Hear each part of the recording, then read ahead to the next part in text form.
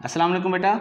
Chapter number 8 के 2 section तो हमने ऑलरेडी कंप्लीट कर लिए हैं और अब हम इस चैप्टर के लास्ट सेक्शन को डिस्कस करेंगे। इस सेक्शन का नाम है साउंड वेव्स। इस सेक्शन में हम साउंड वेव से रिलेटेड वेरियस टॉपिक्स को डिस्कस करेंगे, जैसे कि Newton's formula to calculate speed of sound in air and Laplace correction. इसी तरीके से डॉपलर इफेक्ट होता है और बीट्स क्या होते हैं, साउंड वेव के अंदर इंटरफेरेंस कैसे होता है, इंटेंसिटी लेवल और लाउडनेस क्या होता है, वेबर फेचनर लॉ क्या है, पावर लॉ क्या है, ठीक है, और म्यूज़िकल साउंड और नॉइज़ क्या है, पिच क्वालिटी, टिम्बर, ये क्या चीज़ें हैं, हमने इस चैप्टर के अंदर इसको डिस्कस करना है। तो ये जो पहली वीडियो है इसमें हम साउंड वेव्स का इंट्रोडक्शन करेंगे और फिर नेक्स्ट वीडियो से एक एक टॉपिक को अलग अलग डिस्कस करेंगे। तो आइए स्टार्ट करते हैं। What is a sound wave? बेटा साउंड वेव क्या है? In physics sound energy is a form of energy that produces sensation in human ear. Sound energy का एक किस्म है जो कान के अंदर सेंसेशन ऑफ हियरिंग पैदा करता है। जब आवाज़ कान के अंदर आती है तो ईयर ड्रम जो है वो वाइब्रेट करता है और फिर ये वाइब्रेशन वाला मैसेज ब्रेन तक जाता है और फिर ब्रेन को समझ में आता है कि कौन सी आवाज़, किस किस्म की आवाज़ जो है वो आ रही है। Anything that vibrates is producing sound. बेटा याद कर लो, कोई भी चीज़ जो वाइब्रेट करती है वो साउंड पैदा करती है, यानी कि साउंड जो है वो वाइब्रेशन में से पैदा होती है। Sound is an example of longitudinal wave. Sound जो है ये एक लॉन्गिट्यूडिनल वेव है। लास्ट सेक्शन के अंदर स्ट्रिंग के अंदर जो वेव्स बनती थीं वो ट्रांसवर्स वेव थीं, जबकि यहाँ पर ये जो साउंड है ये लॉन्गिट्यूडिनल वेव है, जैसे कि आप यहाँ पर देख भी रहे हो। अच्छा, in this type of wave motion, इस किस्म की वेव मोशन में particles of the medium vibrate in a direction of propagation of wave. तो हम साउंड को लॉन्गिट्यूडिनल वेव क्यों बोलते हैं?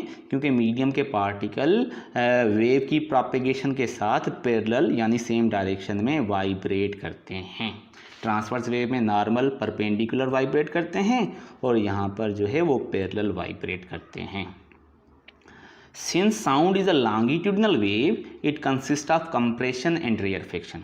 बेटा क्योंकि साउंड लॉन्गिट्यूडिनल वेव है तो इसके अंदर कंप्रेशन और रेयरफेक्शन होता है। ट्रांसवर्स वेव के अंदर क्रेस्ट और ट्रफ होता है और यहाँ पर कंप्रेशन और रेयरफेक्शन होते हैं। बेटा कंप्रेशन जो है ये हाई प्रेशर रीजन होता है, यहाँ पर डेंसिटी ऑफ मीडियम इंक्रीज हो जाती है, जबकि जो रेयरफेक्शन होता है ये लो प्रेशर रीजन होता है और यहाँ पर डेंसिटी जो है वो डिक्रीज़ हो जाती है। इसी तरीके से साउंड वेव के अंदर प्रेशर की चेंजेस आती हैं, जिस वजह से हम साउंड वेव को प्रेशर वेव भी बोलते हैं। ठीक हो गया, आगे चलते हैं। Sound can move through air, water, steel, anything that is matter. Sound जो है वो एयर में से, वाटर में से, स्टील में से, किसी भी किस्म के मैटर से पास कर सकती है। हम ऑलरेडी पढ़ चुके हैं कि साउंड जो है ये लॉन्गिट्यूडिनल वेव है और लॉन्गिट्यूडिनल वेव जो है वो लिक्विड, सॉलिड, गैस सब में से पास करती है। आई बात समझ में? जो ट्रांसवर्स वेव थी वो सिर्फ सॉलिड में से पास करती थी, अगर आपको याद है तो। अच्छा, however sound can not travel in space as there aren't any molecules in space to transmit the energy in the wave। याद कर लो कि साउंड जो है वो सारे मीडियम में से ट्रेवल करती है, पर वैक्यूम क्योंकि मीडियम ही नहीं होता तो वैक्यूम में से ट्रेवल नहीं करती। ठीक है, क्योंकि वैक्यूम के अंदर मीडियम ही नहीं होते, सॉरी पार्टिकल ही नहीं होते जो एनर्जी को आगे ट्रांसमिट करें। ठीक हो गया, तो साउंड ने वैक्यूम में से ट्रेवल नहीं करना। In air at 0 degree centigrade the speed of sound is 331 metre पर सेकेंड। बेटा एयर में 0 डिग्री सेंटीग्रेड पर साउंड की जो रफ्तार है वो 331 मीटर पर सेकेंड होती है। ठीक है, it increases with temperature. Temperature को इंक्रीज करने से ये इंक्रीज होती है। जैसे अगर हम रूम टेम्परेचर पर आ जाएंगे तो 343, 343, 344, ठीक है ना, तकरीबन 344, 345 मीटर पर सेकेंड हो जाती है। ठीक है, तो टेम्परेचर को इंक्रीज करने से साउंड की रफ्तार इंक्रीज होती है।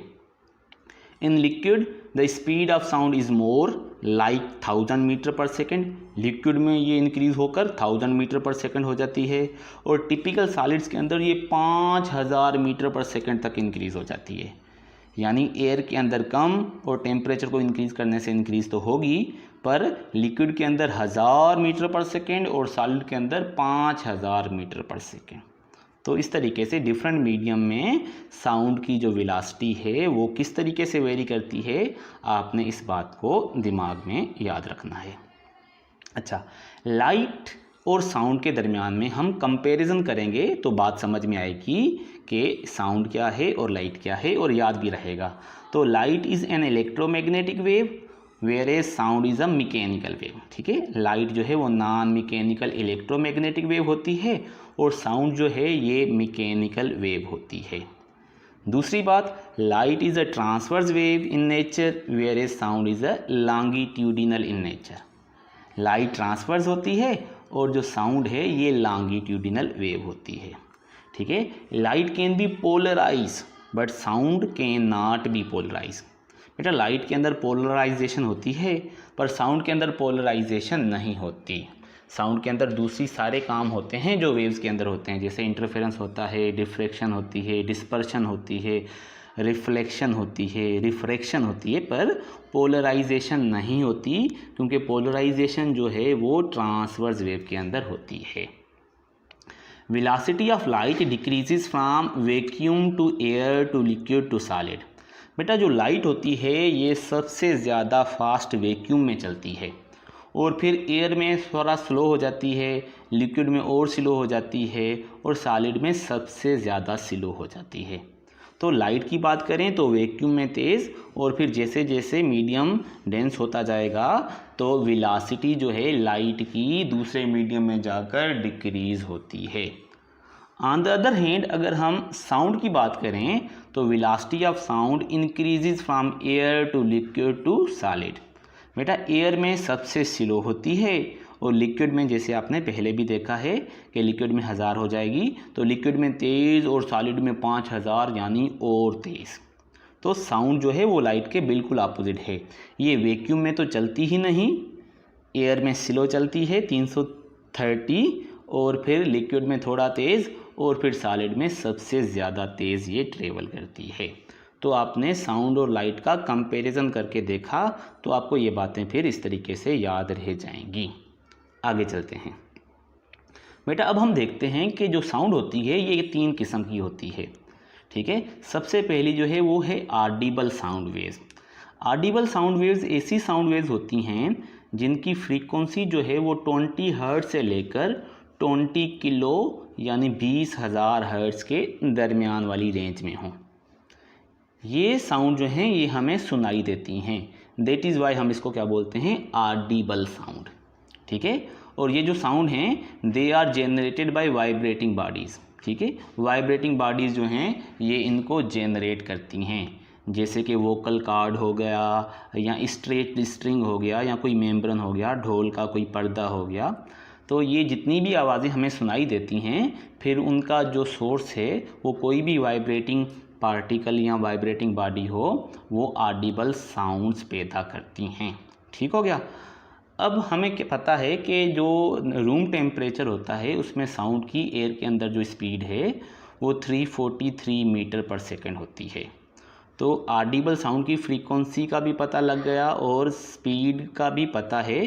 तो अब हम यहाँ से ऑडिबल साउंड की वेवलेंथ भी निकाल सकते हैं बाय दिस रिलेशनशिप, क्योंकि हमें पता है v is equal to mu lambda. तो वेलोसिटी और फ्रीक्वेंसी का क्योंकि पता है तो यहाँ से हम वेवलेंथ भी निकाल सकते हैं। तो बेटा इसी तरीके से अगर हम वेवलेंथ निकालते हैं तो wavelength of sound of audible to human ear is 20 hertz to 20 kilo hertz जो होती हैं, ये ऑडिबल साउंड जिसकी फ्रीक्वेंसी 20 से लेकर 20 किलो तक होती है, उसकी जो वेवलेंथ होती है वो 17 मीटर से 17 मिलीमीटर के दरमियान में होती है। याद कर लो ये कैसे हुआ बेटा, अगर हम फ्रीक्वेंसी के बदले 20 हर्ट्ज रख दें और वेलोसिटी जो है वो 343 रख दें तो वेवलेंथ मिल जाएगी, वेवलेंथ 17 मीटर मिलेगी। और अगर हम फ्रीक्वेंसी के बदले 20 किलो रखेंगे तो फिर वेलोसिटी जो है वो 17 मिलीमीटर मिल जाएगी। ठीक है, तो 20 हर्ट्ज वाली साउंड जो है वो 17 मीटर की होती है वेवलेंथ में, और 20 किलो वाली जो है वो 17 मिलीमीटर वाली होती है। ठीक हो गया। जो नेक्स्ट वेव है वो है इंफ्रासोनिक वेव्स। फ्रीक्वेंसी लाई बिलो 20 हर्ट्ज। बेटा ऐसी साउंड जिसकी फ्रीक्वेंसी 20 हर्ट्ज से कम हो तो हम उनको इंफ्रासोनिक वेव्स बोलते हैं। ठीक है। और इसके जो एग्जांपल हैं ये ऐसी वेव्स हैं जो अर्थक्वेक में बनती हैं, ओशन वेव्स बनती हैं, या जो ऐसे पार्टिकल जो एक सेकंड में 20 वाइब्रेशन से भी कम वाइब्रेशंस करते हैं, वो इवन दो वाइब्रेशंस की वजह से साउंड पैदा करते हैं, पर वो इंफ्रासोनिक साउंड्स होती हैं जो हमें सुनाई नहीं देती। अच्छा, अब यहाँ पर एक इंटरेस्टिंग फैक्ट है कि एलिफेंट्स के जो हर्ट्स होते हैं they can communicate and synchronize their migration even though they may be out of sight and separated by a distance up to 20 kilometre. ये जो हाथी होते हैं ये एक दूसरे के साथ कम्युनिकेट करते रहते हैं, और ये माइग्रेशंस वगैरह में इवन दो एक दूसरे को भली ना देखें लेकिन फिर भी 20 किलोमीटर दूर होकर भी एक दूसरे के साथ कम्युनिकेशन करते रहते हैं, क्योंकि ये इंफ्रासोनिक साउंड को यूज़ करते हैं और इनको ये इंफ्रासोनिक साउंड जो हैं ये सुनाई देती हैं। ठीक हो गया।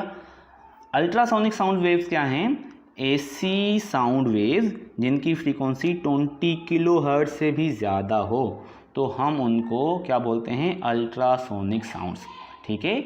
अच्छा, human ear can not detect these waves. Infrasonic waves की तरह हमारे कान को अल्ट्रासोनिक वेव्स भी सुनाई नहीं देती, पर certain creatures such as mosquito, dog, bat, ये इन वेव्स को रेस्पॉन्स शो करते हैं।